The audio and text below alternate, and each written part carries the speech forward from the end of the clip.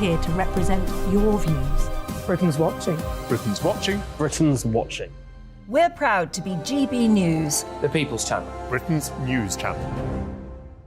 Hello, I'm Michelle Dewberry, and you can join me every weekday 6 till 7 on Jubes and Kerr. You're an inspiration to us all. Clip that bit up. Well, you are. That's my ringtone. My political ambitions are, those days are gone, I can tell you. She's only teasing. Go on. He's probably going to want to lay down now. I'll give him 2 minutes to have one.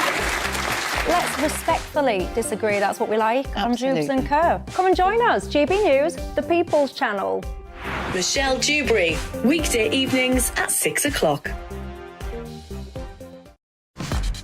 Start the day with GB News. We catch up on all the big stories you didn't hear the night before. And take a look at what the world's talking about this morning. That's right, Monday to Thursdays from 6 o'clock. It's Breakfast with Eamon and Isabel. Straight after breakfast, join us, Bev Turner and Andrew Pearce. We're going to take you through till noon. We'll be tackling the big topics of the day, including the things that the other channels just won't talk about. If it's happening here. Wake up to mornings on GB News, The People's Channel. Britain's news channel. I'm Simon Evans. Join me on GB News for Headliners at 11 p.m. What's the scoop? I'll be joined by 2 of the country's top comedians. That's right. As we take a look at tomorrow's newspapers tonight. We're going to get into trouble. If it's a big story, we'll be covering it. Spill some tea on him. There we go. But we'll also have some fun. I wouldn't stick up a bank. My father didn't love me. So anyway, Headliners every night from 11 on GB News, The People's Channel, Britain's news channel. We've got a brand new lineup every Saturday night on GB News. From 6 p.m, I'll give you my unique take on the world today. Then at 7, it's me, Calvin Robinson, with my Common Sense Crusade. New to GB News is the Saturday 5. 5 times the opinion. Join us every Saturday from 8 p.m. As we debate the week's stories. With us 4, plus a special guest. And at 9, of course, it's Mark Dolan Tonight. Brand new Saturday nights on GB News, Britain's news channel.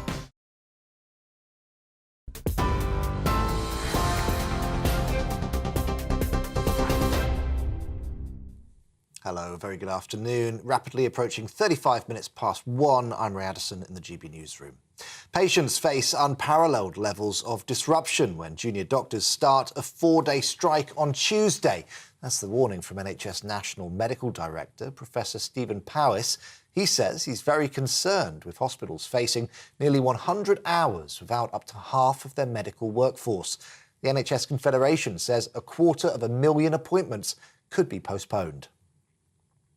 Police investigating the SNP's finances have reportedly seized a luxury motorhome. According to the Mail on Sunday, the Neilsman Bischoff camper, which can sell for around £110,000, was removed from a house in Fife. It was taken at the same time that police searched the home of Nicola Sturgeon and her husband, Peter Morell. China's military has carried out simulated precision strikes on Taiwan, the country's state broadcaster claims. CCTV says forces continue to encircle the island as part of 3 days of drills focused on the disputed territory. Forces have reportedly been focusing on key targets on land and in surrounding waters. The government is expected to crack down on the illegal sale of e-cigarettes to children with a new illicit vapes enforcement squad. The Department of Health and Social Care says task forces will carry out test purchases at various shops. They'll also share intelligence with local authorities. The squads will have the power to remove those illegal products. And the King, Queen, Consort and other senior royals have attended an Easter church service at Windsor Castle. It was held at St George's Chapel and was the first of Charles's reign. The occasion falls on the 2nd anniversary of Prince Philip's death. Both he and the late Queen are interred in the grounds of the 15th century chapel. We're on TV, online on DAB+ radio and on TuneIn too. This is GB News. Back now to GB News Sunday.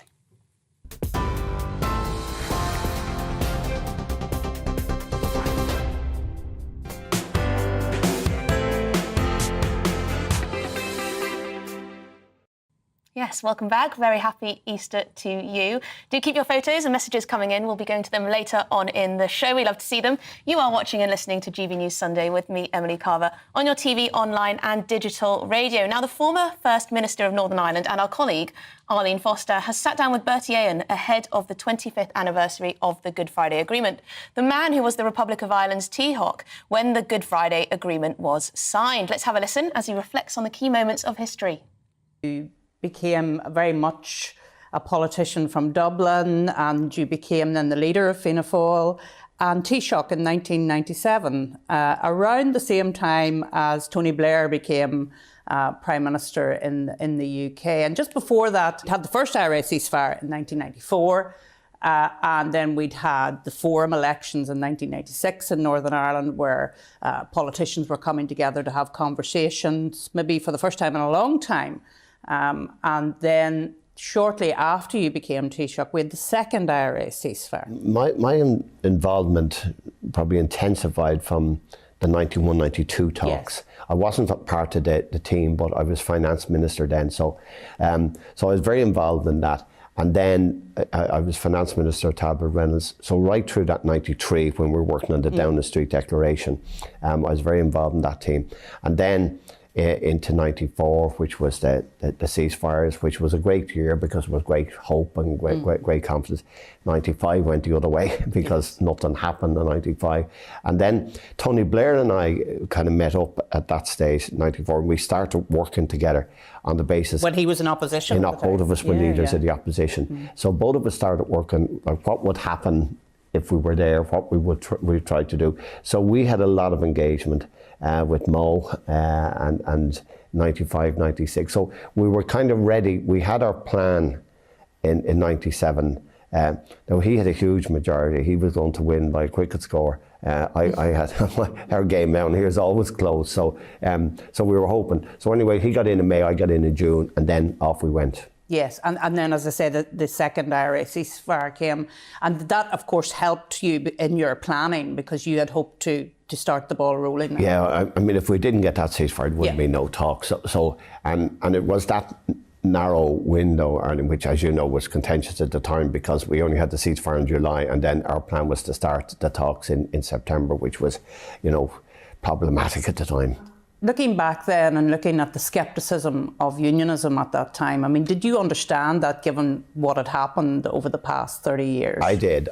Because I was one of the younger guys in Fianna Fáil in those days, I did a lot of the student debates. Yes. So in various unionist people come down to those. In fact, Jeffrey Donaldson was one of the guys who always came down, even in the 80s. So I got to know him in those, and lots of others, the Gypsies who's come down. So, and of course, we'd always be, at each other's throat a bit in the debates because the motions were always there. But you did get the sense, it was very useful in Trinity or UCD, DCU, of where unionists were at. And it was a very good education because, the debates were light-hearted enough, and the debates were tough, but then you'd meet afterwards and you'd have a conversation, and you'd get the sense of the violence and the victims, and you got a far better understanding than just watching the news or reading the papers. And you've been talking a lot about the Belfast Agreement, obviously, because we're in this 25th anniversary, and so has Tony Blair. And I've noticed that both of you have been very strong on relationships and trust, and just what you're talking about, trying to understand the other side, as it were, and where they're coming from. I mean, that was critical, surely, to building that trust up until April. I mean, to be honest, if the way it is in politics, people say, leaders should be very strong and forthright and they should be clear on their views. And the reality is, if you do that, you'll never do anything, because if you don't go in to try and find solutions and compromises and understand people and build confidence and trust, well, you're wasting your space. You're not going to do anything. So I think what I always try to do, I very much honed my thinking around where do you find the middle ground? I mean, where you understand the problem, understand what people are saying, and then try and see if you can be of some use to the process. And the more you do it, the more you understand, because you do see where the other person is at and why they're at that position. And they're not at it because today is Monday and yesterday was Sunday. I mean, they're at it because of some huge conviction in their life. So, that was always what I tried to do. And I mean, applying that to post-2016, do you think that's where maybe all politicians lost their way a little bit? If everyone takes up their position, and you can understand one group do it, the other group do it, you know, so and then it's zero-sum game. Yeah, zero-sum game. And that's the difficulty. And you know, like, and it's probably not only in our politics, Arlene, you see in America, you know, I mean, God help us, I mean, it's the...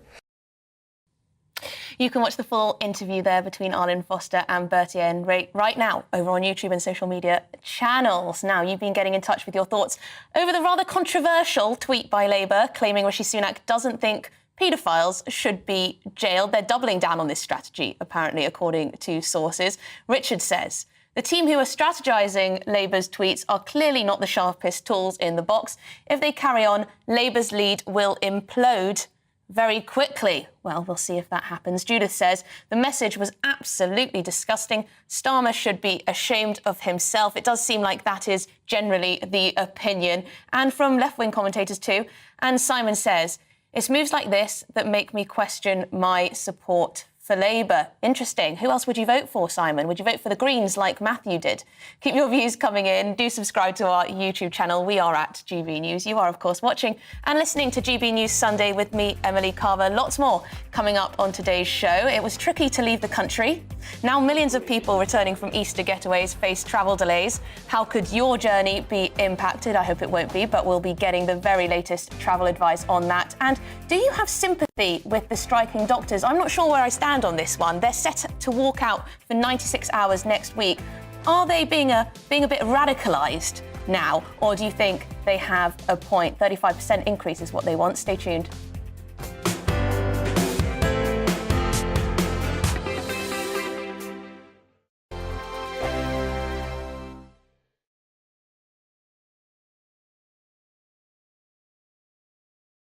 I joined GB News because I was sick and tired of not hearing my views being represented, not just mine, but so many people that I knew and spoke to. I just couldn't get my voice out there. I couldn't say anything. I couldn't do anything. Whatever the narrative was, I kind of had to follow it. GB News is there to provide a voice for those who have been ignored by the establishment media. We think different things, we've got a different style. GB News is here to be optimistic and positive about the future. It's real kind of dynamic and flowing, with the audience very much at the heart of it, like a big family. Here at GB News, we talk about the things that matter to you. Hearing the voices from right across our towns and cities, especially our towns. All sides of the argument represented with a heavy dose of opinion. We're on a mission here to make a difference. And the GB News family really is here for you, and whatever time of day you can watch or listen. Britain's watching. Britain's watching. We're proud to be GB News. The People's Channel. Britain's news channel. Westminster is going around in ever-decreasing circles, followed by the media. Britain is broken. How on earth did we get into this mess? But more importantly, how do we get out of it? Join me at 7 p.m, Mondays to Thursdays on Farage, here on GB News. We will have open, rational debate. We've got to work out how Britain moves forward from this. Join us here on GB News, the People's Channel. Britain is watching. You've probably seen politicians interviewed 1,000 times, but we do it differently. We find out who they really are, we don't shout, we chat, and hopefully we bring a bit of light, not just heat. Did you know Kate Moss? Apparently. Do you have a pair of jeans or a pair of jeans? No, of course I don't. What would I do with them? My friends are like, oh my God, what's she doing now? Join me every Sunday at 6 for Gloria Meets, only on GB News, the People's Channel, Britain's news channel. I'm Jacob Rees-Mogg, the Member of Parliament for North East Somerset and a former government minister. For years, I've walked the corridors of power in both Westminster and the City of London. I campaigned in the largest democratic vote in our island story. I know this country has so much to be proud of. We need to have the arguments, the discussions on how we make it better. The wisdom of the nation is in its people. Vox Populi, Vox Dei. That's why I'm joining the People's Channel. Join me Monday to Thursday at 8 p.m. on GB News, Britain's news channel. I'm Mark White. As GB News Home and Security Editor, I cover those key issues that are so important to you. Our authorities, our communities doing all they can to combat violent crime. With the public services under unbearable strain, why are we still failing to control our borders? Defence, the first priority of any government, has been continually hollowed out. Can we trust our politicians to protect the armed forces? Join me, Mark White, on GB News.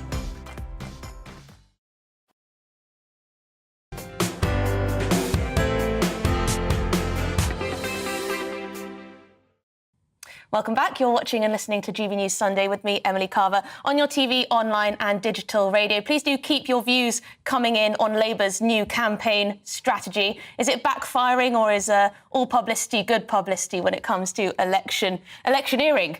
Now, Rishi Sunak will greet President Joe Biden when he arrives in Belfast next week, pledging to fulfil the promise of the Good Friday Agreement as they mark the 25th anniversary. The Prime Minister is also planning on using the visit to drum up long-term investment for the nation and improve business relations. Joining me now is Kenny Donaldson, the Director of Services at the South East Fermanagh Foundation, formed to help innocent victims of terrorism in Northern Ireland. Thank you very much for joining us, Kenny.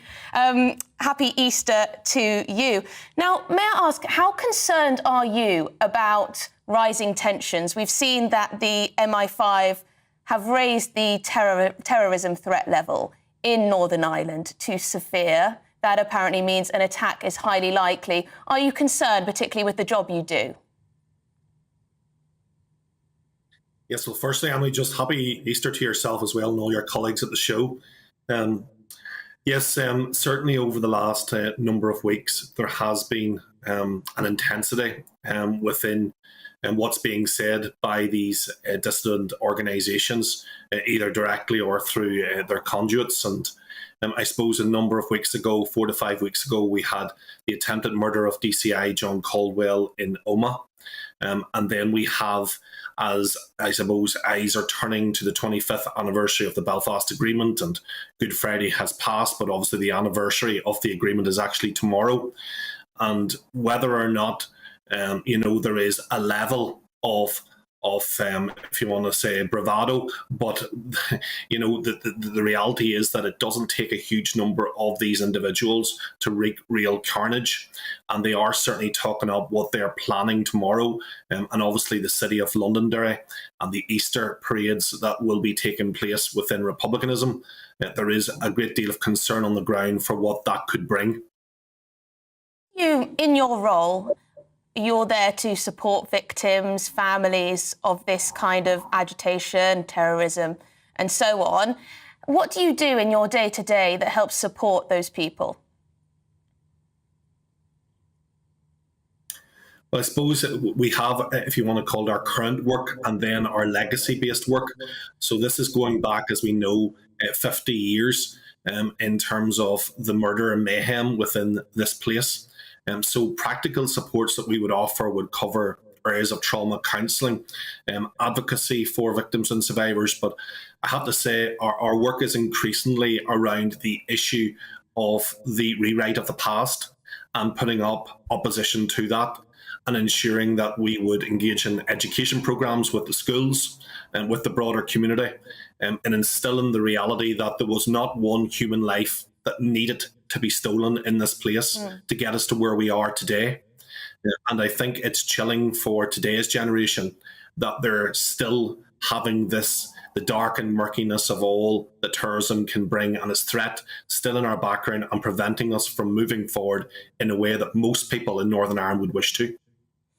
Well, thank you very much. That's all we've got time for this afternoon. But thank you for joining us, and thank you for the good work you're doing to keep the peace. Thank you very much indeed. Kenny Donaldson, Director of Services at the South East Fermanagh Foundation. Now, holidays. Millions of people set off on Easter getaways this weekend, causing queues and disruptions. We all saw it. Roads, railways and ferries, all the massive queues. There are now fears that holidaymakers returning after the long weekend will face similar delays again. So how might your journey be affected? Joining me now is travel editor of The Sun, Lisa Minott. Hello, Lisa. Thank you very much indeed for joining me. So, is it going to be chaos? It's been chaos on the way out and now chaos on the way back in. We can only hope that things do get better. We did have problems on Friday, Good Friday. We did see delays at Dover and quite severe traffic. I think we're going to see, a lot of traffic on our roads from later on this afternoon all through then Bank Holiday Monday as people, as you say, return from those trips. So if you're trying to avoid the traffic, the best time to sort of be on the road is either early in the morning or later in the evening. That's the best time to avoid traffic. Obviously, we've also had engineering works on the railways, and that has impacted both Euston Station, which is closed, and Victoria Station. So if you're planning on taking a train, please do check that these services are running before you set off your journey. But all we can hope is that things do, pan out much better than they have done over the last couple of weeks. I mean, what I will say is that the plans they put in place to avoid the chaos we had with coaches at Dover at the very start of the Easter holidays does seem to have had an impact. They made sure that coaches were spread out over the bank holiday weekend, working with ferry operators, and that does seem to have meant that things are actually much better than they were. How many people are actually travelling this weekend? Because I've read reports that it's more than since the pandemic anyway. There really has been a spike in people trying to get away. So are all these delays and things and frustrations caused by the delays, is that due to the sheer number of people trying to travel, or is this problems in terms of bureaucracy at the border and also in terms of, I don't know if there's any strike action going on? Well, we have got strike action going on at the moment in terms of Terminal 5. There's strike action there, which has seen flights being cancelled by British Airways over the weekend. But these were all on destinations where they had multiple frequencies of flights in a day. So the impact wasn't as large. We haven't seen the kind of problems we saw last year in terms of queues at security. They do seem to have staffed up the airports correctly. And as you say, there is huge demand out there. Lots of people looking to get away because obviously now is the first sort of Easter where really we have no restrictions, no real problems. The pandemic hangover has well and truly gone. So things are looking very busy. 17 million of us will be making trips on the UK's roads over the bank holiday weekend, and 2 million of us have headed off abroad. So, I mean, it is obviously going to lead to, when you have lots of people all going away at the same time, that is going to lead to disruption. In terms of checks at the borders, yes, that has had an impact. We are going to see slightly longer delays, but I think that is being managed much better, especially at our airports and Dover itself. Friday we were seeing delays of 2 to 3 hours. That's not the case now. Let's hope that the big return doesn't see the same kind of problems the other side of the channel. Well, overall, big picture, it's lovely that people are back travelling, taking advantage of the bank holiday weekend, taking advantage of the Easter weekend and getting away, whether it's in this country or abroad. Thank you very much indeed for joining us this afternoon. Thank you. Lisa Minogue, travel editor at The Sun. Now, moving on. Health leaders are warning patient safety will be at risk as the longest junior doctor strike in history clashes with the Easter holidays. The NHS Confederation says up to 250,000 medical appointments and operations could be postponed because of the 4-day walkout due to take place from Tuesday. The British Medical Association has refused to exempt any services. It says it has plans in place to protect patients, though. Joining me now is Health and Social Affairs Editor at the Sunday Express, Lucy Johnston. Lucy, thank you very much indeed for joining us on this Easter Sunday. Happy Easter to you. How can they say that no services will be exempt from these strikes, but then patient safety will be all right? It seems to be a bit of a contradiction. I think the problem is a lot of services will be put under strain. There's going to be the consultants that would normally fill the posts and fill the gaps and did do in March. A lot of them are away, having chosen to take sort of extended holidays over the Easter break. And not only that, after Easter, we've had a 4-day break when traditionally there is much increased demand. We've had only half the workforce in hospitals. So it's impossible to say that patient safety won't be put at risk. And actually, for the first time, NHS leaders are really worried, and I think it's because they cannot fill these gaps with consultant posts. They are saying that they will prioritise emergency care, trauma, maternity care and neonatal care, but at the same time it is thought that actually up to 350 procedures may have to be cancelled, and that includes cancers and other time-critical things. So I mean, Lucy, this is going to be potentially catastrophic. Now, we've heard that the Health Secretary, we've heard rumours about how the Health Secretary might be sitting down with the BMA to discuss this. Can you very quickly get me up to date? Is he going to speak to them? Are they negotiating? Well, he's saying his door is open for negotiations, but he's refusing to discuss this 35%, which they're wanting to see, in place to cover for what they see as 15 years of pay erosion. And they claim that that their salaries are not enough to live on. But actually, the junior doctor salaries, when you make it up for out-of-hours care and the bonuses they get, is actually more than the numbers that we may have been seeing flying around the place.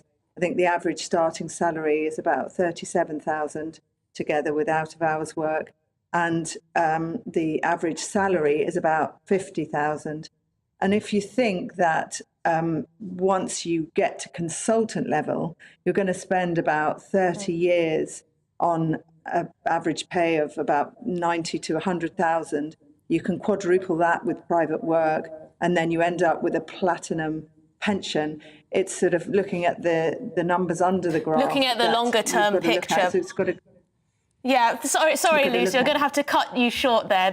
Thank you very much indeed for your time. Health and Social Affairs Editor at the Sunday Express there, Lucy Johnston.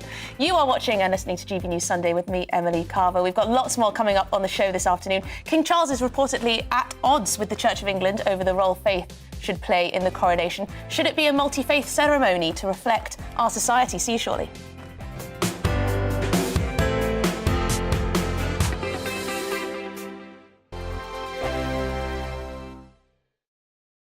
Monday to Thursday nights on GB News. At 6, it's Dubes & Co. 7 o'clock, Farage. At 8, join Jacob Rees-Mogg. And at 9, Dan Wootton Tonight, followed by Headliners. On TV, radio and online. This is GB News.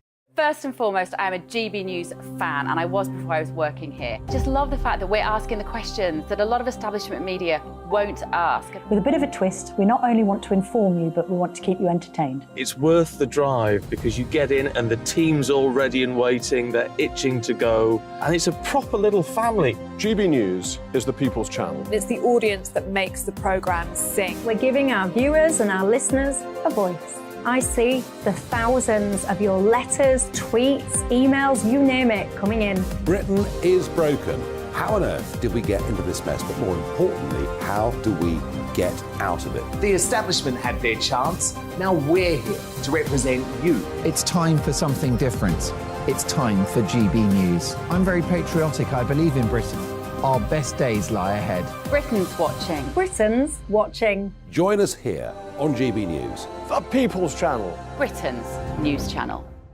Join me, Patrick Christie's, Monday to Friday, 3 till 6. We tackle the day's news agenda like you've never seen before. It's high tempo, high octane, the most controversial topics, and the best guests. You will not be able to take your eyes and ears off it. I'm not afraid to ask the questions that you really want answered. 3 till 6 p.m, Monday to Friday on GB News, the People's Channel, Britain's news channel. GB News has its own late-night paper preview show, Headliners, where comedians take you through the next day's top news stories. You don't have to bother reading the newspaper, we've got it covered for you. Headliners, every night at 11 p.m, and repeated every morning at 5 a.m. We won't send you to sleep like some of the other paper review shows out there. GB News, the People's Channel, Britain's news channel.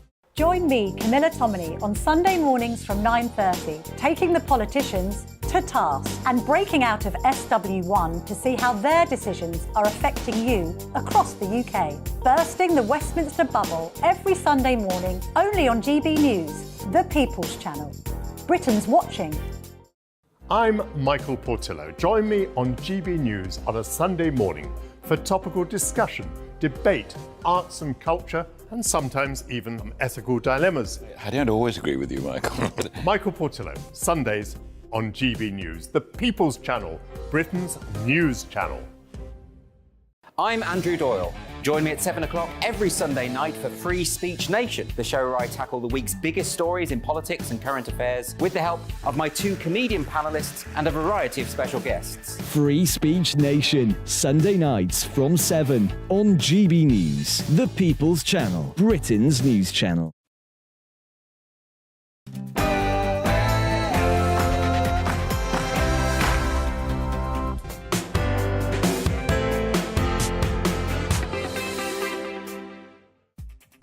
Welcome back to GB News Sunday with me, Emily Carver. A very happy Easter Sunday to you all. Please do keep your photos, messages coming in. We love to see them. I hope you're having a very relaxing day. Coming up this hour, King Charles has reportedly been at loggerheads with church leaders over the role other faiths, apart from Christianity, should play in his coronation. So should the King be a defender of the faith or a defender of faith in general? Then thousands of junior doctors are set to walk off the job on Tuesday. Their union is demanding a 35% salary increase to resolve 15 years of pay erosion.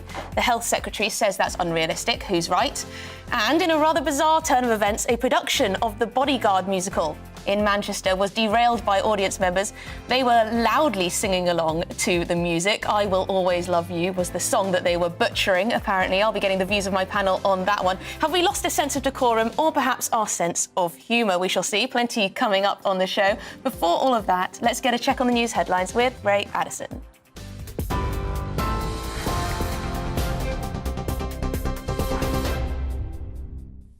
2:02, here's the latest. Patients face unparalleled levels of disruption when junior doctors start a 4-day strike on Tuesday. That's the warning from NHS National Medical Director, Professor Stephen Powis. He says he's very concerned as hospitals face nearly 100 hours without up to half of their medical workforce. The NHS Confederation says 250,000 appointments could be postponed. Police investigating the SNP's finances have reportedly seized a luxury motorhome. According to the Mail on Sunday, the Niesman Bischoff camper, which can sell for up to £110,000, was removed from a house in Fife. It was taken at the same time that police searched the home of Nicola Sturgeon and her husband, Peter Murrell. The leader of the Scottish Conservative Party, Douglas Ross, told GB News, people deserve answers. It's now been going on for, I think, 18 months, almost 2 years. It's been an extensive inquiry, and we saw that Peter Murrell was interviewed for almost the maximum 12 hours, released without charge, but pending further investigation, and a significant amount of evidence taken away from both their home and SNP headquarters. So I think people want answers, and those answers have to come from Nicola Sturgeon, from Hamza Youssef, and those at the top of the SNP. The mother of Olivia Pratt-Corbell has told the Sunday Mirror that the law should be changed to force all criminals to attend their sentencing. Cheryl Corbell has spoken out after her daughter's killer refused to appear in the dock as he was jailed for a minimum of 42 years. Justice Secretary Dominic Raab says he is planning to change the law.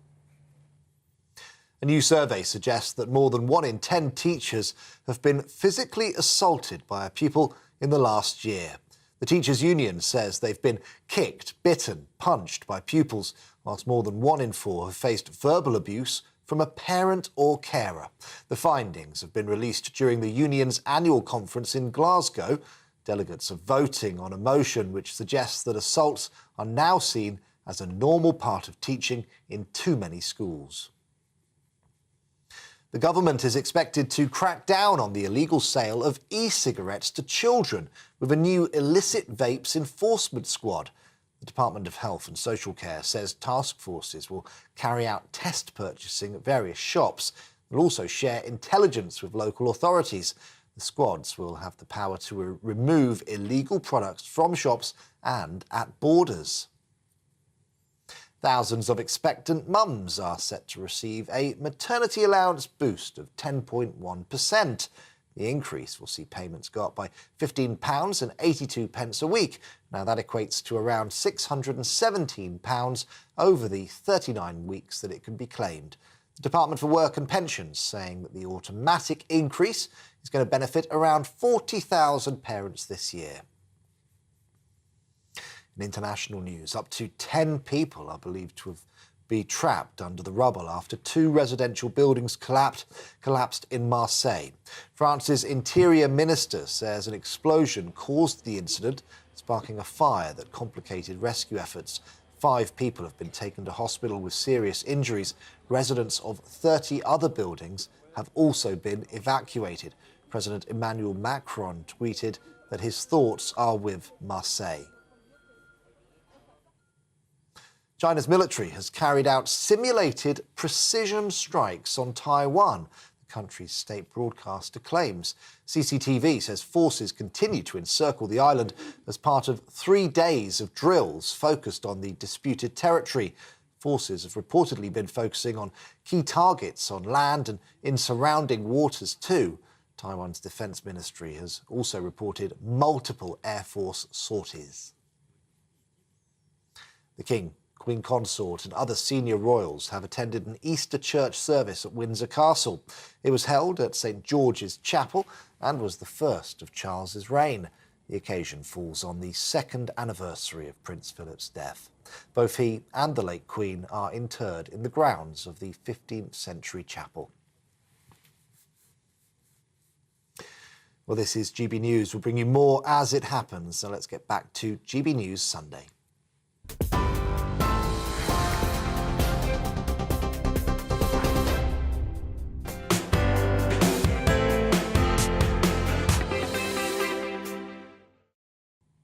Yes, so reportedly King Charles is at loggerheads with church leaders over the role other faiths, apart from Christianity, should play in his coronation. That's according to the Mail on Sunday.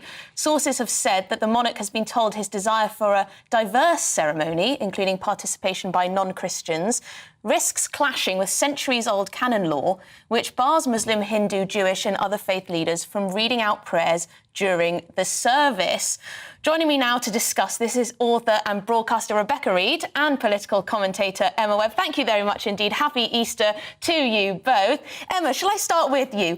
Is it important that in multicultural, multi-faith Britain, the coronation reflects that?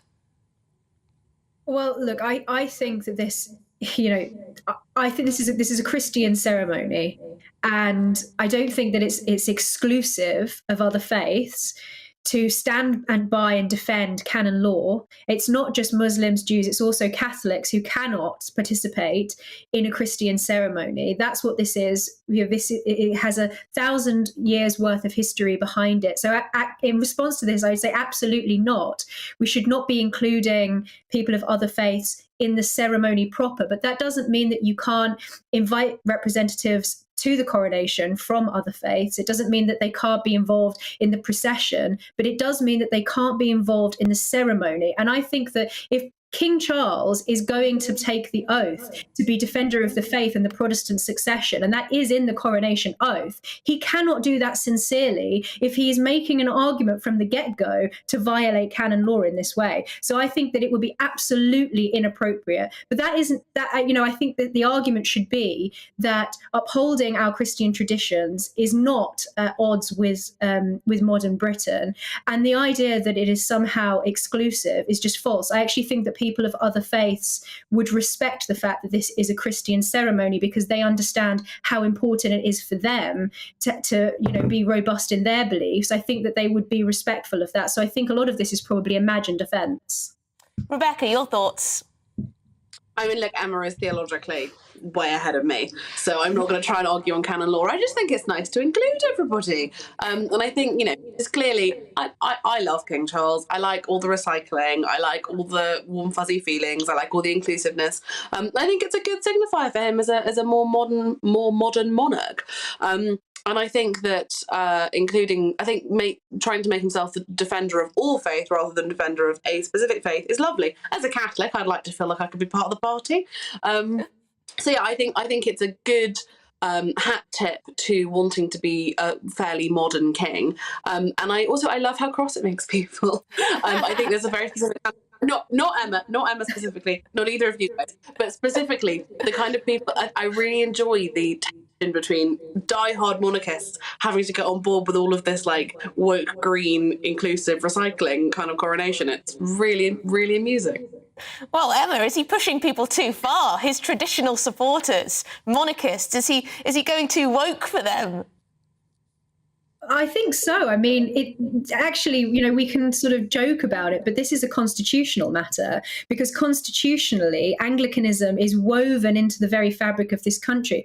And the traditions of the coronation go back 1,000 years, but following the Glorious Revolution, the Protestant succession is something that is constitutional. And as the head of the church, as well as the monarch of this country, he needs to be respectful of that. And I think that the people who agree with my position on this need to be, and should have been for many, many years before now, making a stronger argument for why these things are important, why recognizing the Christian basis and fabric of our constitution is necessary, and to explain that this isn't something that is, fuddy-duddy and old-fashioned and not fit for modern Britain. In fact, it's something that has worked very well over many, many hundreds of years, and that we should be protecting it and treasuring it. And I think the fear here is that King Charles, I almost called him Prince Charles there, he has a sort of iconoclastic modernist streak, whilst at the same time, he's very up on a lot of conservative ideas as well. So he's quite eclectic in his beliefs.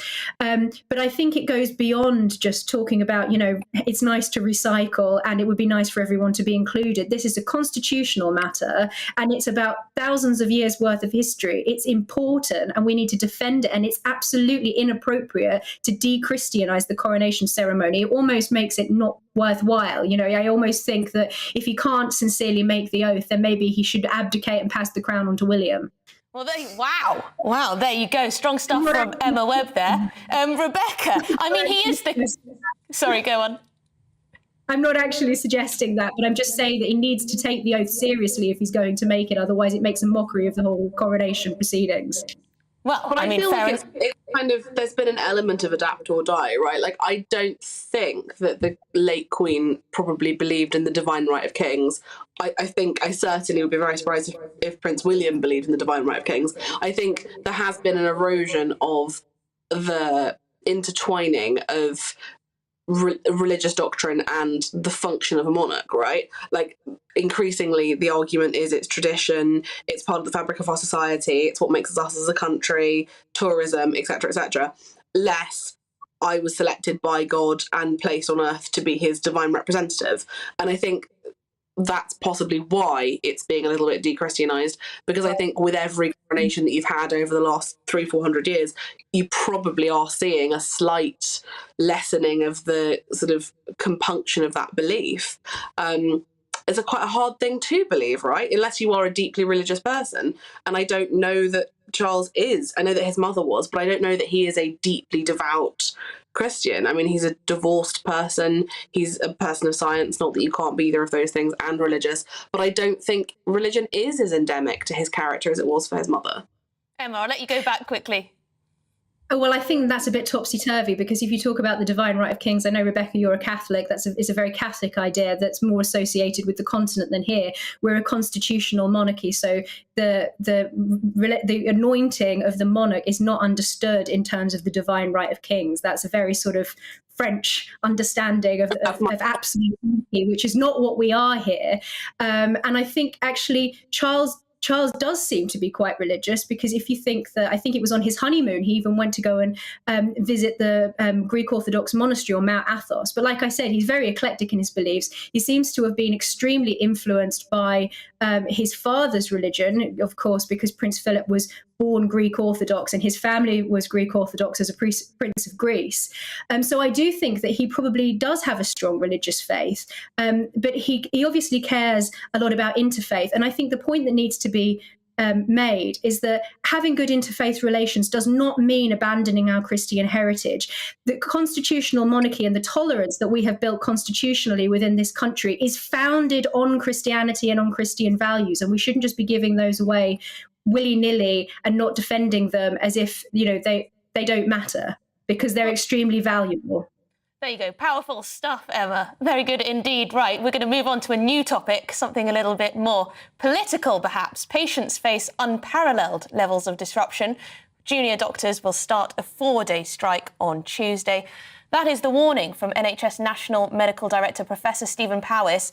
He says he's very concerned with hospitals facing nearly 100 hours without up to half of their medical workforce. I really do think this could be quite catastrophic, actually, if it goes ahead. The NHS Confederation says 250,000 appointments could be postponed. Still with me is Rebecca Reid and Emma Webb. Rebecca, I am actually genuinely very worried about the fact that so many appointments will be cancelled. Yeah, I mean, I think nobody thinks it's a good thing that sort of almost half of the doctors won't be around, or half of the junior doctors won't be around. It will be dangerous, and it will make going to hospital a less positive experience. But if I were a junior doctor, I would be striking, because they have tried all of the non-striking route and have not been given a pay rise. And I get that you hear 35% and you think that's insane. But again, I'm not exactly an economist, but I'm pretty sure the idea is that you start with a bigger number than you want and you negotiate down. But I think what they're trying to do is signal that they mean business, because they have been pretty shoddily treated over the last, 15 years is there. I'm not sure if it's totally 15 years, but they have not been treated with the respect or the financial power that is given to doctors in other countries, and I can understand why they're so cross. Emma, are junior doctors hard done by, or do you think they have been radicalised in a way? I don't think 2 years ago junior doctors would even have considered not seeing patients, walking out, going on strike, putting lives at risk. Yeah, absolutely. And I think going back to Rebecca's point there, that the point here is that the issue at hand is that they're not willing to negotiate down this unbelievably high figure. I've got some of the numbers in front of me here that, a medic who is currently on a salary of £57,000 a year, £57,000 a year, so much higher than the average that Brits are paid across the country. That salary would go up to £77,000 a year. I mean, to your average Brit, this is just going to look like greed. And if you're having your hospital appointments cancelled, disruption, putting patients' lives at risk, it looks like a horrible dereliction of duty on the part of these junior doctors. It seems to be, to me, against their Hippocratic oath to do no harm. And for a pay rise leading to a salary that is worth so much at the cost of the taxpayer, I find it very difficult to imagine how the British public are going to feel sympathetic with their arguments. So yes, of course, when you go into a negotiation, you start with a higher number than you want to walk away with, but you've got to be willing to negotiate. You've got to be willing to get around the table and actually make some concessions, because at this point it seems as if the junior doctors are saying, well, yes, we're willing to get around the table even if it's over the Easter bank holiday weekend, but we're not going to budge on what we're asking for. That's not how you negotiate, and I just think that it's far too much. We can't afford it. Everybody's in a pinch at the moment. That is true. But Rebecca, there is a problem, isn't there? I don't know if you've looked on social media and seen the trend of essentially junior doctors, nurses, GPs encouraging their followers to leave the NHS, move abroad and get paid more. We do have a retention issue, and pay is a huge part of it. So perhaps we need to pay them more if we actually want them to stay in the NHS.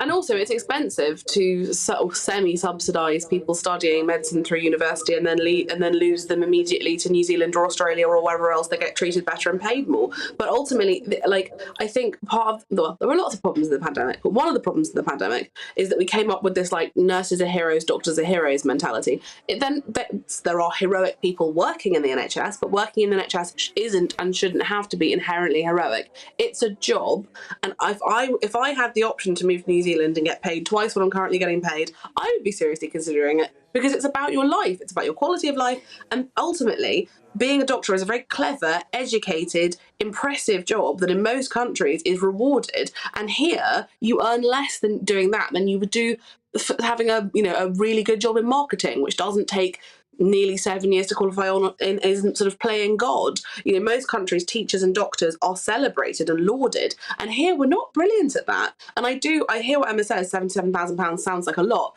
but if they're only going to get a pay rise every 15 years, presumably they're kind of hedging their bets that £77,000 won't be quite so much in nearly 40. I think there's also a general frustration about how the NHS works, and sometimes that feeds into poor morale within the NHS. So I think there's so much going on. Anyway, we are going to finish with you two on a lighter note, something a bit fun. It is Easter Sunday after all. A performance of The Bodyguard has been derailed by audience members trying to sing over the actors. The finale of the musical at the Palace Theatre in Manchester had to be abandoned on Friday night. Security guards stormed the auditorium. They forcibly removed fans who were loudly singing along to I Will Always Love You. For those watching on TV or online, the picture is blurry, but the audio speaks for itself.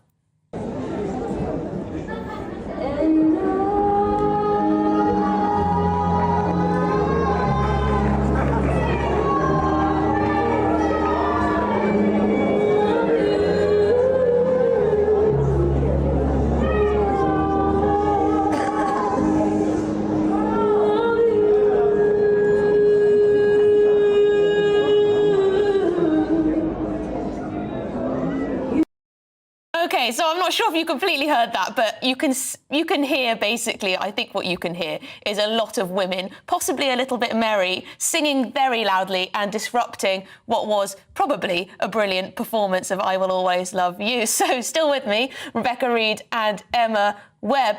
Rebecca, I want to get your view on this. I imagine you go to theatres and musical productions and things like this. Do you think it is an absolute outrage and warrants the riot police getting involved for people having a sing-along? Broadly speaking, defund the police, but on this occasion, refund the police, fund them more, get them in the theatres. I have been genuinely shocked post-pandemic by how people have forgotten to behave in a theatre. It is extraordinary. People talking, getting up to leave halfway through, arriving late, expecting to be let in. Nobody is paying £100 to hear Sharon sing over the person who has trained for many years in musical theatre. Unforgivably rude. Unforgivably rude, Emma. I must say, I would find it difficult not to sing along to I Will Always Love You, especially if it was the evening, the Friday of the bank holiday weekend, probably had a few Prosecco's. Any sympathy? Oh, Emily, it's an Easter miracle because I agree with Rebecca for once. I just can't believe it. Can you imagine if you had paid for your ticket and never mind that actually in the audience, how distracting and disrespectful it must be for those who are actually performing. I can imagine that hearing like a cat wailing in the audience isn't going to exactly help you to be able to sing "I Will Always Love You." Yes, it's not like it was Magic Mike or something, but it also wasn't the opera, Rebecca. Are there different levels of etiquette? No, it is exactly the same. You would not go to Shakespeare and start sort of yammering along to Hamlet, and you shouldn't go to a musical and like, where's the line? If you go to see Cabaret, it's a slightly classier musical. Are you allowed to sing at that? No, you can stay at home and watch it. Hamilton is freely available on Disney Plus. Watch that with the subtitles. Have fun. But nobody needs to hear it. You all do it, then it's unbearable. They have sing-along performances for sad people who can't keep their mouths shut. Not that you're sad, Emily, but like, go and see one of those. Well, I said this earlier in the show, but I was at a music festival and I got told to shut up by people around me because I was singing along to Adele too loudly, Emma.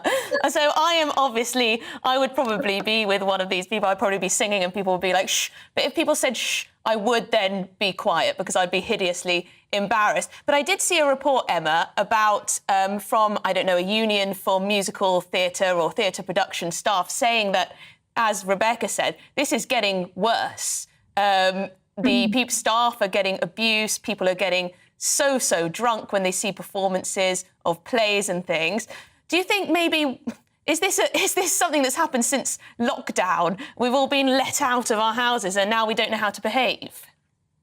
I do think as soon as lockdown lifted, there was this sense of relief, and I think people, it was a kind of like bacchanalian spirit. They thought they could just let loose and let down some of the normal sort of requirements of decorum.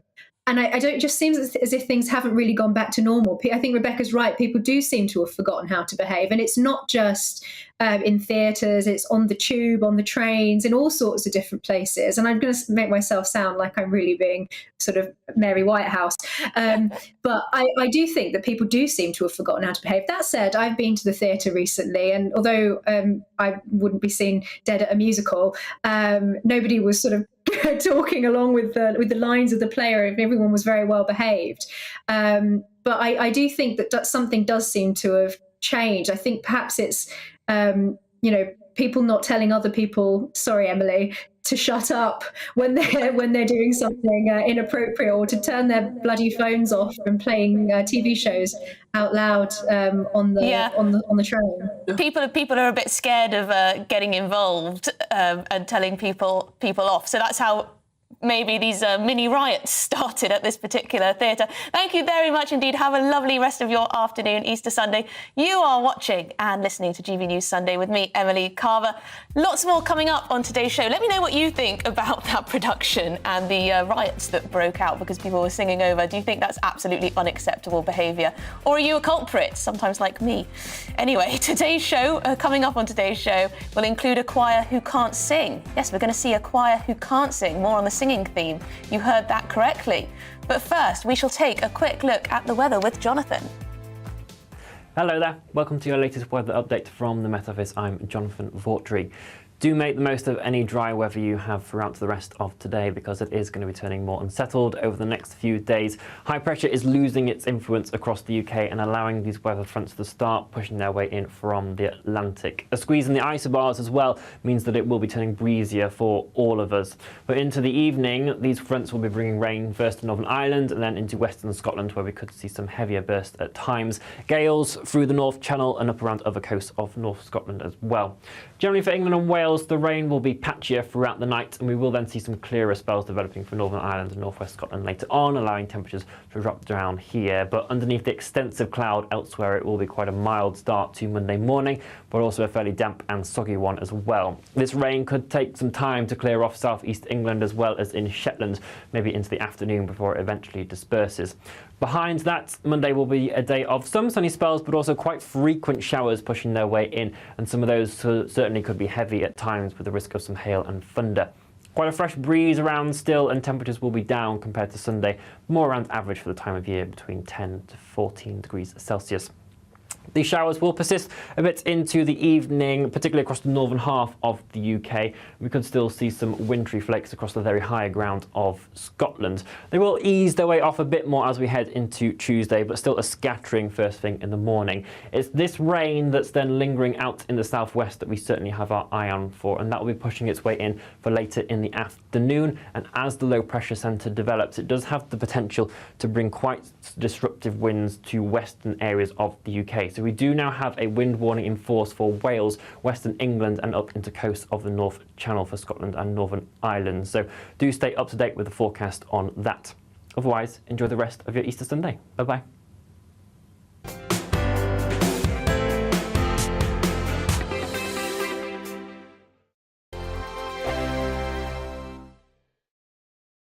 It's all about family, being in people's living rooms, all the interaction and getting to know who our viewers and listeners are. When I was young, my dad used to say, "Nana, stop arguing." I wanted an outlet that would enable me to give my opinion.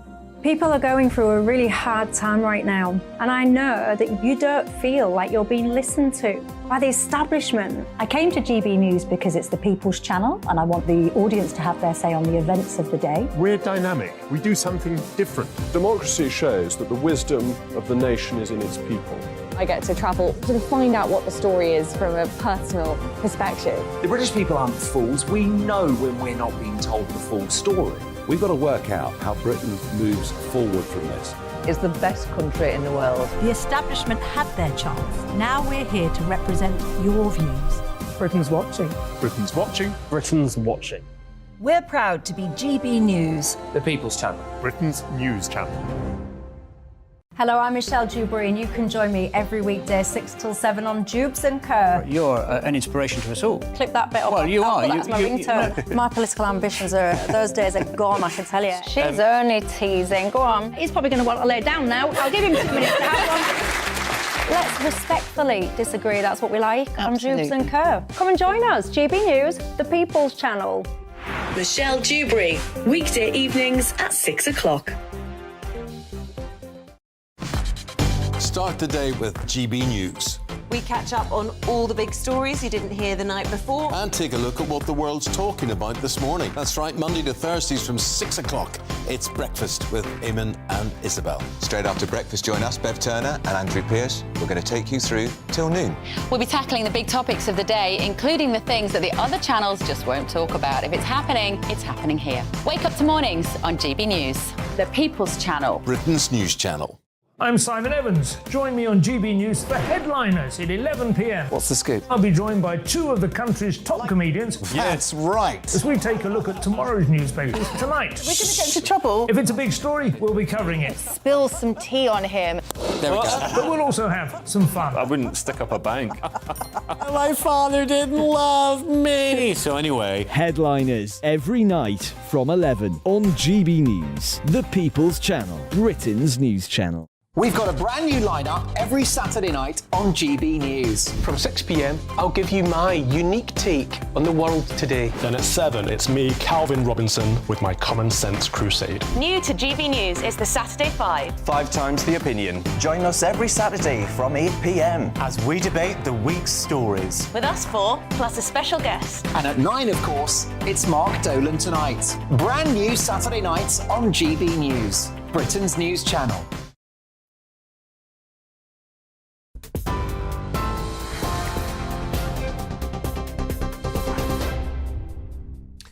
(32:02). I'm Ray Addison in the GB Newsroom.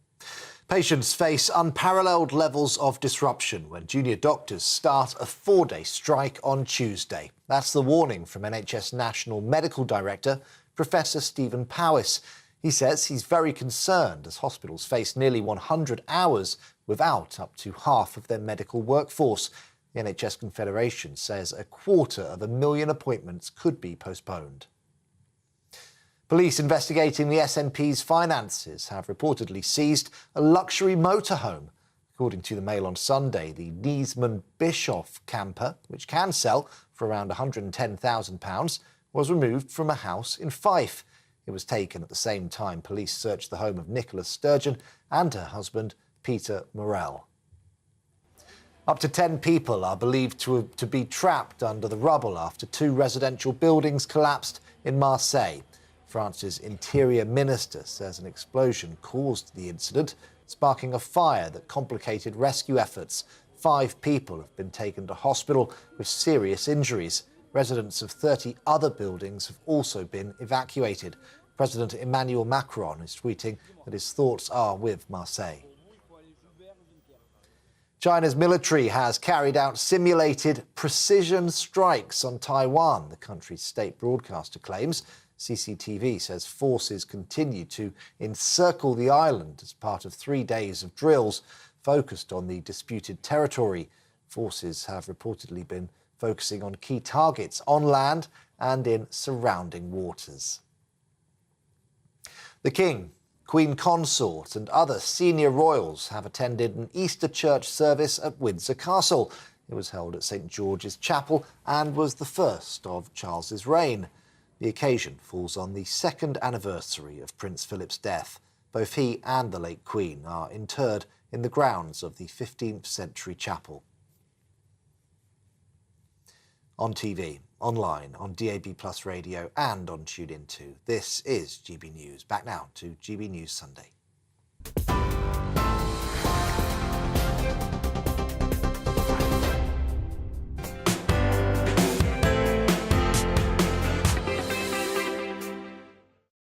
Thank you, Ray. Welcome back. You are watching and listening to GB News Sunday with me, Emily Carver, on your TV and radio. Now, we'll be going to your views in just one moment. But first, choirs have sung across churches this Easter Sunday as part of Holy Week.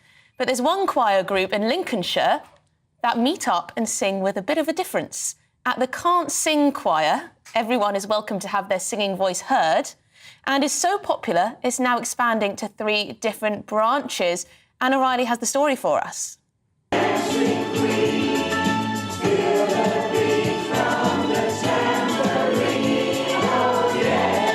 Even if you can't hit the right note, that doesn't stop you from striking a chord at the Can't Sing Choir. It's a place for people to explore the joy of music, even if they don't have the best of singing voices. I think that everybody has a God-given right to sing, and singing is so good for you. You know, it releases feel-good endorphins, it gives you a natural high. And there's a lot of people that were told when they were younger at choir at school, you know, to mime, or they've been told by their family, don't sing, you sound awful. But we love to sing. We sing in the shower, we sing in the car, we sing when we're cooking, do you know what I mean? And so I think, well, why not? And collectively, we sound absolutely fabulous. It's where you can come and have fun, you meet people, if you're lonely or you're bereaved or you're feeling depressed or whatever. And sometimes, you know, you get home from work and you think, oh, I can't be bothered. But if you come, you end up feeling so much better by the time you get home. It's just great fun, and that's what it's about. It's more than just the singing. And for the choir members, it brings a great sense of community and togetherness. This is where you learn a bit more fun and games, not worry about mistakes. Nobody thinks, oh gosh, she's made a mistake. It's all great fun, and it encourages people to get to know each other, brings them out of their shell. You don't have to sing well. If you do, you do. If you don't, you don't. It doesn't matter. It's just a matter of fun. It's laughter. You don't have to be able to sing. And you just enjoy it, and you sing all the way home as well. You know, the smile's always on your face.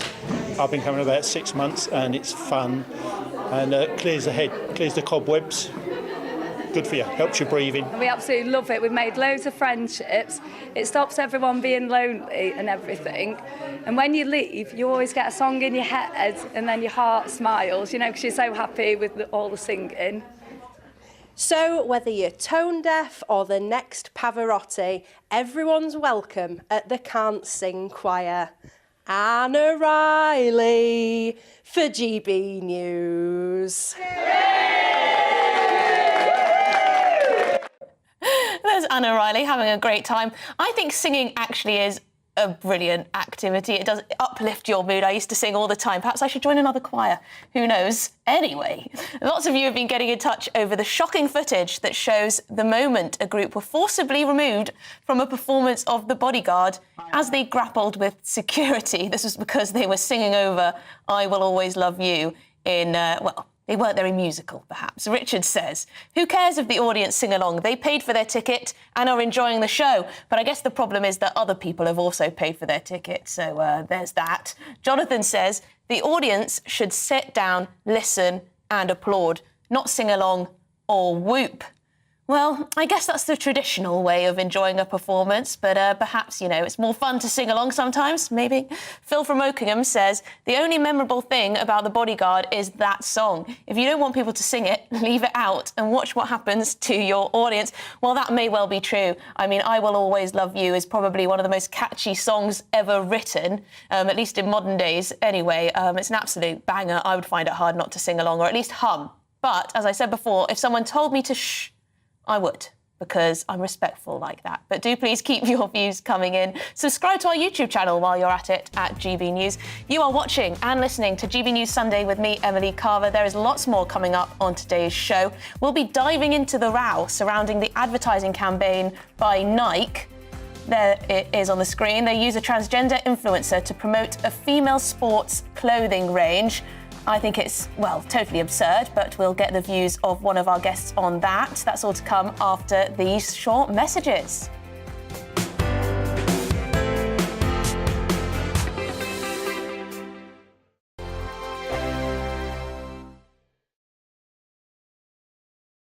I joined GB News because I was sick and tired of not hearing my views being represented, not just mine, but so many people that I knew and spoke to. I just couldn't get my voice out there. I couldn't say anything, I couldn't do anything. Whatever the narrative was, I kind of had to follow it. GB News is there to provide a voice for those who have been ignored by the establishment media. We think different things, we've got a different style. GB News is here to be optimistic and positive about the future. It's real kind of dynamic and flowing, with the audience very much at the heart of it, like a big family. Here at GB News, we talk about the things that matter to you. Hearing the voices from right across our towns and cities, especially our towns. All sides of the argument represented with a heavy dose of opinion. We're on a mission here to make a difference. And the GB News family really is here for you, and whatever time of day you can watch or listen. Britain's watching. Britain's watching. We're proud to be GB News. The People's Channel. Britain's news channel. Westminster is going around in ever-decreasing circles, followed by the media. Britain is broken. How on earth did we get into this mess? But more importantly, how do we get out of it? Join me at 7 p.m, Mondays to Thursdays on Farage, here on GB News. We will have open, rational debate. We've got to work out how Britain moves forward from this. Join us here on GB News, the People's Channel. Britain is watching. You've probably seen politicians interviewed 1,000 times, but we do it differently. We find out who they really are, we don't shout, we chat, and hopefully we bring a bit of light, not just heat. Did you know Kate Moss? Apparently. Do you have a pair of jeans or a pair of jeans? No, of course I don't. What would I do with them? My friends are like, oh my God, what's she doing now? Join me every Sunday at 6 for Gloria Meets, only on GB News, the People's Channel, Britain's news channel.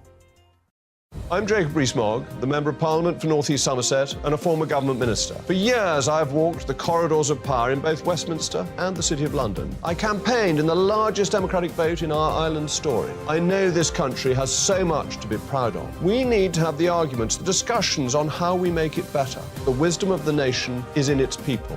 Vox Populi, Vox Dei. That's why I'm joining the People's Channel. Join me Monday to Thursday at 8 p.m. on GB News, Britain's news channel.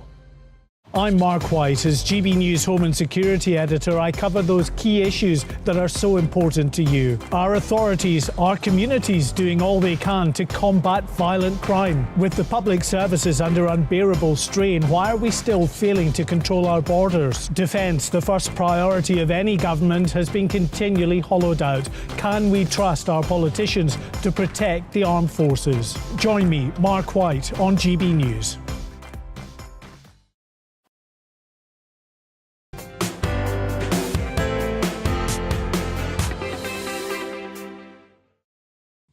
Yes, welcome back. Happy Easter. You are watching and listening to GB News Sunday with me, Emily Carver, on your TV and radio. Now, lots of you have been getting in touch throughout the show with your thoughts on the revelation that just 215 of the 45,000 migrants who crossed the Channel last year ended up being deported. That is a tiny, tiny percentage there that people... Essentially, if you arrive on the shores, it's very unlikely that you will be removed, it seems. That's what the statistics say. John has to say, it's insane. This will only encourage the illegal invasion of migrants across the Channel. Well, it certainly won't work as a deterrent, John, that's for sure. I do wonder whether the Home Office, well, what they're doing, what the case officers, or whatever you call them, are actually doing every day, if they're not processing, well, if they're not actually deporting people, if they don't have a claim here, a proper valid claim anyway. Peter says, I suggest the reason why deportations are so low is because the lefties try to block every attempt of removal. Yes, we were talking about that a little bit earlier, about the fact that you can appeal and then appeal again and then appeal again on all different grounds until you're accepted, basically. That's probably got a lot to do it. But Janine says maybe the reason why so few are deported is because they are genuine asylum claims, fleeing war-torn countries and looking for a better life. Well, that's what Matthew was saying. 6 out of 10 cases were approved. So if you trust those statistics, that means that the majority are genuine. If you're looking at that, please do keep your views coming in and subscribe to our YouTube channel. We are at GB News. Now, to the controversy surrounding Nike's decision to use a transgender influencer to promote its female sport clothing range, including sports bras. Trans star Dylan Mulvaney is the latest face of the brand's female sports clothing, but Nike's decision has come in for plenty of criticism from all sorts of people. To shed some more light on this, I am now joined by Katie John Went, who's a diversity and inclusion facilitator. Thank you very much indeed. Happy Easter to you, Katie. Now, do you understand why there has been such uproar about this particular transgender person getting this brand deal? I do understand it, yes, and there are kind of multiple angles on why people are upset with it. Some people are upset simply by the body type, the overall kind of thinness, and kind of not advertising a kind of a healthy body type, perhaps. Others are upset by that it's a trans person potentially taking kind of a woman's kind of opportunity to advertise in Nike. But it's not as if Nike don't advertise women as well. And obviously the biggest issue that has blown up is the fact that it is a transgender person advertising a woman's range of clothes. Yet, ironically for me, over the last few years, some of the things that have come out that even J.K. Rowling has said is, you know, let people wear what they want. The whole question is about spaces. And this is a person wearing what they want. And it's certainly kind of blowing up on social media. It's giving Nike both good advertising, bad advertising, but 100% it's working. It's getting their brand talked about. So it's a win-win for them in some respects.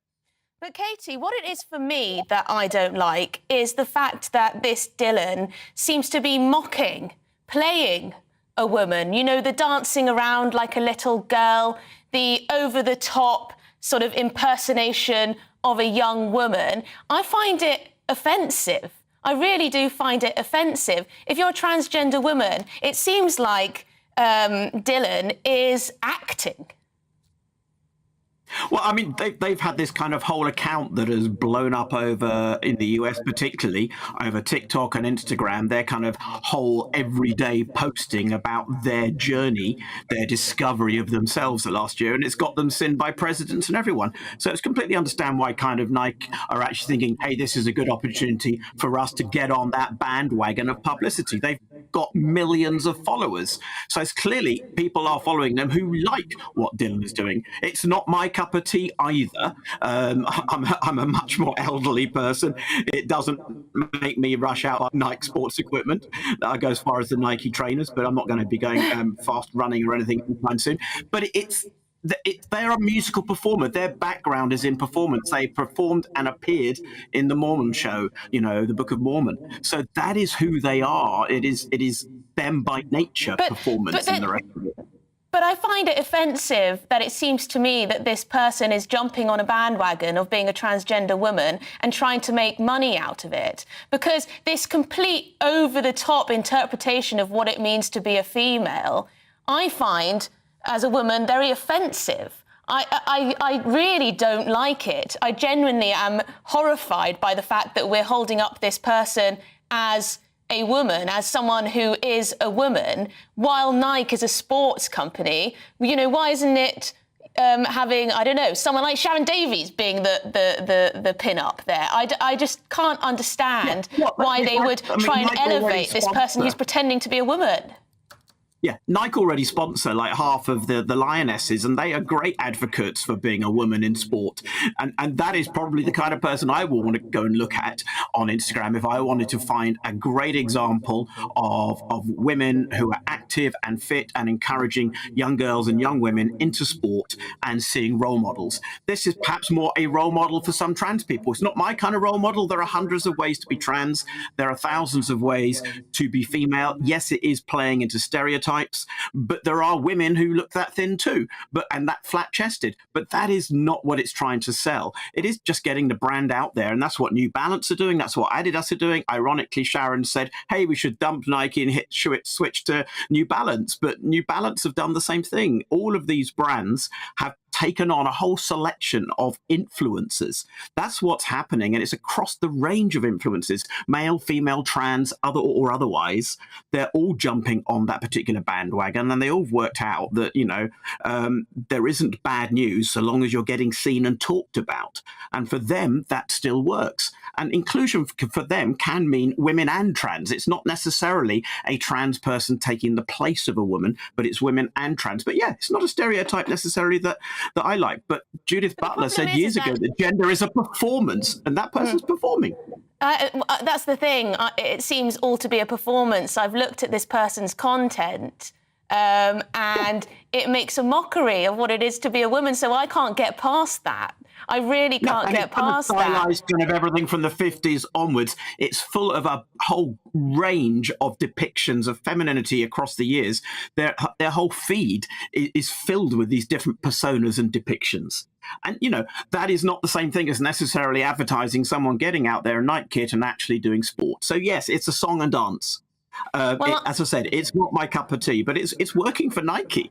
Well, I mean, I wouldn't mind if they had Dylan, you know, in the theatre or whatever, acting. But this is being an influencer as a woman. And from what I've seen of Dylan's content, she's playing a role. And that's what I have a problem with. But thank you very much. I do wonder if it will backfire or if, as you say, all publicity is good publicity. Anyway, We shall see. We shall see. Thank you very much indeed for joining us. Katie, John went there talking about that controversial Nike sponsorship there. Now, GB News has reached out to Nike, but they are yet to respond. However, Nike did respond on Twitter after a number of customers said they would boycott the company over their recent promotion. The brand said, "We welcome comments that contribute to a positive and constructive discussion. Be kind, be inclusive, encourage each other. Hate speech, bullying or other behaviours that are not in the spirit of a diverse and inclusive community will be deleted." Well, there you go. Nike telling us how to behave. Right, moving on. Let me know what you think about all that. It's a bit confusing, to say the least. Finally, agri-tourism is on the up, and the Easter holidays give many people the perfect opportunity to visit farms for lambing season. Some farms in Scotland are running lambing experiences, where you can get up close and personal to newborn lambs and learn about general sheep husbandry. Our Scotland reporter, Tony Maguire, has more for us. Ah, there you are, Tony. Thank you very much indeed. Who are you with? Hello, so I'm with the McDougall family and Kerry Caldwell, the lammer, for here at Muirhouse Farm. As you mentioned there, agritourism is a real growing industry in Scotland, and no more so than April, when this farm in particular is going to have about 600 of this little guy here roaming around the fields in the next few weeks.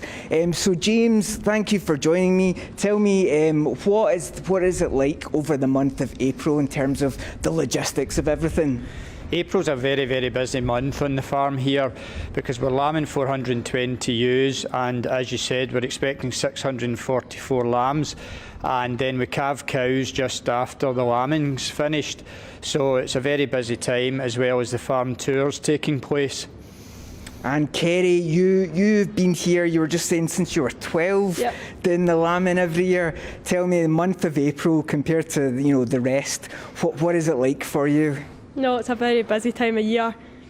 And what does your role involve, really? So I'm here for 3 weeks during April, which hopefully sees about 90% of the ewes all lamb. That's incredible, and it's not just in the lambing sheds, which we saw earlier, right around the area in the fields, isn't it? Yep, there's about 75 old ewes brought into the shed, and the rest are all outside in nearby fields. And very quickly, you're holding this little lamb here. Why is that, and why should you not typically go to pick up a lamb? So this lamb doesn't have a mum, so it's from the pet box. If you're ever in a field walking through and there is a lamb on its own, don't ever touch it, and it gets your scent on it, which means the mother won't want it. And Kyle, we have Kyle here. Tell me, you help out in the farm as well, don't you? Yeah. And what do you do on the farm? I just help with everything, really. Everything, and you feed the sheep, don't you? Yeah. And what's your favourite part about living on a farm? I don't really have a favourite, I just like it all. You love it all. And last but not least, Ailey, you're out and about. Very quickly, what's your job here? Just checking all the sheep round about. And you're the master of the dogs, from what I've heard as well. Anyway, there you go. So absolutely a fantastic day out, and certainly one, but you've got a short window to try and enjoy it here at Kilhousemuir Farm Tours. Thank you very much indeed. A happy to Kilmacombe Easter farm to you tours. and everyone there. Our Scotland reporter, Tony Maguire. Yes, it's probably a bad time to say that I'm about to go home for a leg of lamb, but there you go. Very nice indeed. You are watching and listening to GB News Sunday with me, Emily Carver. I will be back next Sunday at 1 p.m. Nana is up next. I'm sure she's got a rip-roarer of a show to come. But first, before that, let's take a look at the weather with Jonathan. Hello there, welcome to your latest weather update from the Met Office. I'm Jonathan Vautry. Do make the most of any dry weather you have throughout the rest of today, because it is going to be turning more unsettled over the next few days. High pressure is losing its influence across the UK and allowing these weather fronts to start pushing their way in from the Atlantic. A squeeze in the isobars as well means that it will be turning breezier for all of us. But into the evening, these fronts will be bringing rain first to Northern Ireland and then into western Scotland, where we could see some heavier bursts at times. Gales through the North Channel and up around other coasts of North Scotland as well. Generally for England and Wales, the rain will be patchier throughout the night, and we will then see some clearer spells developing for Northern Ireland and North West Scotland later on, allowing temperatures to drop down here. But underneath the extensive cloud elsewhere, it will be quite a mild start to Monday morning, but also a fairly damp and soggy one as well. This rain could take some time to clear off southeast England as well as in Shetland, maybe into the afternoon before it eventually disperses. Behind that, Monday will be a day of some sunny spells, but also quite frequent showers pushing their way in, and some of those certainly could be heavy at times with the risk of some hail and thunder. Quite a fresh breeze around still, and temperatures will be down compared to Sunday, more around average for the time of year, between 10 to 14 degrees Celsius.